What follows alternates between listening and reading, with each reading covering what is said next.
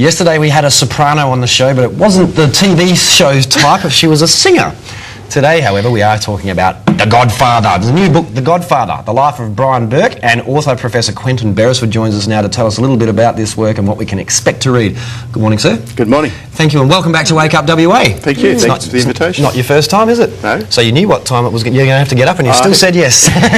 That's true. Thanks so much for that. Now, Brian Burke's been in the news quite a bit over the last few years, for good reasons and for bad, and he's gone up, he's gone down, he's gone broke, and now he's got $50 million in the bank again. Why did you write this book about him?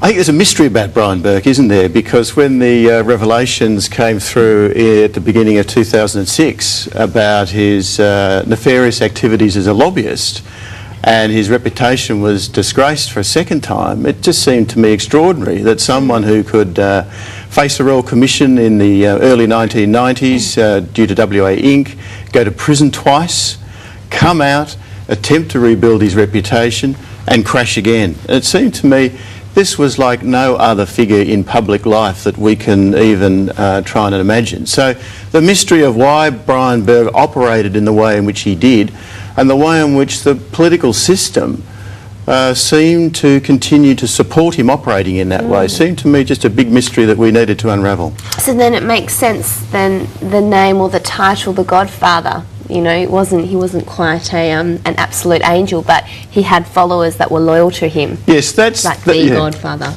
What a great analogy. Well, you're absolutely right. That's the sense. No, I'm serious. That was good. That's absolutely right. That's the sense of the title, that here's a controlling figure in the Labor Party, someone who's enthralled by power, somebody who's got this, as you mentioned, this extraordinary ability to attract followers and loyalists, and to use that power to impact upon people's careers. I mean, there are very few of these very domineering characters around, and Burke's been one of them, and he's fascinating for that reason as well. Now, he went from being a newspaper boy to at one point being touted as a potential Prime Minister. So how exactly did he amass so much power? Well, the key to it, I think, is Brian Burke's career as a journalist.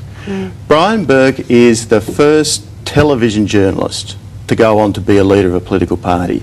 So Brian understood the media at a time when the media was becoming really important in politics. And so Brian understands how to project an image through the media. Brian understands how to seduce journalists, and Brian understands how charisma operates through the media. So the media was really crucial to Burke's career. And of course his capacity to attract loyalists, and this extraordinary personality where he can charm and manipulate, and I construct the notion of Brian's parallel lives.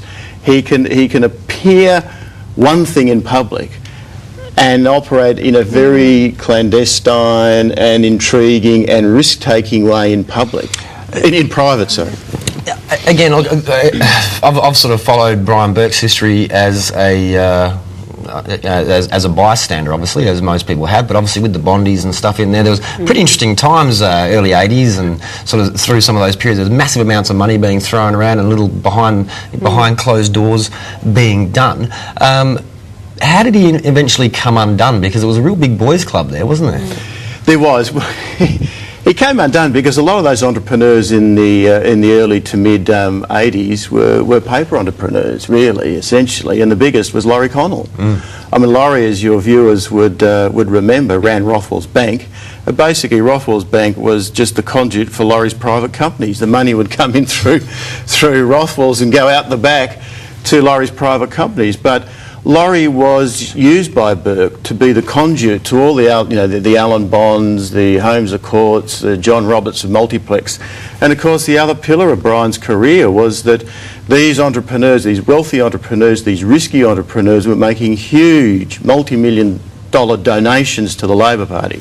Now, much the same way as Bob Hawke sort of maintained that common man touch, which is how he managed to connect with the Australian public in general. I know even when I was a teenager doing the milk run, I used to deliver milk to Brian Burke's house in Balga, just near the big radio tower there. So even though there was a friend's Porsche parked out the front, he was in a really working class sort of a suburb. Do you think that was part of the the power of his ability to connect with people and stay friends? No question, no question. That Brian Burke used the media to cultivate the image that he was the ordinary man's premier, the premier from Balga, struggling on a mortgage with a wife and 6 kids. Now, there's certainly an element of truth to that for a while.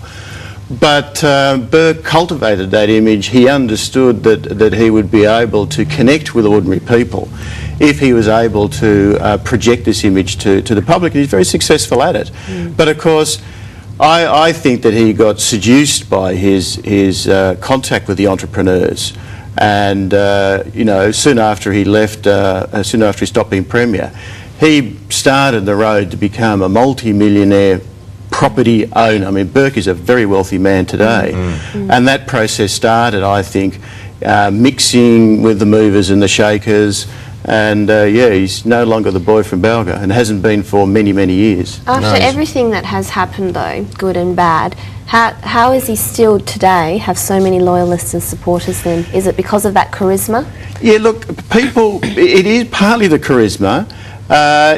It's often the type of people that Burke, you know, is patron to. They're often people who perceive they need some kind of, you know, Godfather type figure. And also, Brian is a very good political strategist. He knows a lot about power. He knows how to will power. He knows the roads to power. And so certain types of people who want to get on in their careers perceive there's some benefit in getting Brian's insights, getting Brian's knowledge. And of course, up until recently, he had, you know, he had access to a lot of party, you know, funds, you know, to shift to people. Frankly, and so on. if it hadn't all come out in the media, he still would have. He still would have. He'd be a very powerful figure behind the scenes today. Now, one particular little mission we took up was Save Smith's Beach. Now, Brian and his good mate Julian Grill, of course, were able to sort of slide through a development proposal on one of the most pristine areas of coastal land anywhere in the world, let alone WA. So obviously, that ability to sort of mobilise people and have a finger in a few pies can do a lot of harm. But has, in your opinion, obviously researching the book, what's some of the good things that Brian Burke's done? Well, look, I think you need to distinguish between Burke and the Burke government. I mean, the Burke government was quite a progressive, energetic government. They did quite a lot of good things. So there's no question about the Burke government itself. It was that Burke himself was operating in this very secret way that most of his ministers at the time didn't know, with all his multi-million-dollar leaders' accounts and so on and so forth. On a personal level, Burke has always been quite generous to those in his inner circle. He's also had, you know, a notable kind of sympathy for society's battlers. I mean, he's known throughout his career to help individuals down on their luck. And I think the tragedy for Burke is that side of his personality didn't really come out in the way in which he used power. Things could have been very different for Brian Burke. Funny outcome, bit him back on the backside. A bit like Troy Buswell, as we're seeing now. Someone who loves the media and uses the media can also reap the repercussions of a negative piece of exposure. But look, I imagine there's going to be a lot more here in this book and things we haven't even dreamt of. Just before one little tiny tidbit, what's one thing that's in here that we wouldn't expect to know? That his great hero was an American populist from the Great Depression, Huey Long. That's how Burke learned that's who Burke learned his politics from. One of the greatest manipulators of power known in modern history, Huey Long. Well, he is characterised as the shadow puppet master, so I'm really keen on having a read of this, because again, I know little bits and pieces, but to have it all put in one place at one time obviously is going to help West Australians get a feel for why we are where we are and some of the things that happened not so long ago. The Godfather, The Life of Brian Burke by Professor Quentin Beresford. Sounds like you've done a lot of hard work. Congratulations on being in print, and look out for this one in bookstores if you want to know about WA Inc. and how we got to where we are today. Thank you for joining us this morning. We look forward to seeing you again in the near future. Thank you. And look, we have to go to a break again. When we come back, it's Tuesday morning quiz. John Lewis is in the house.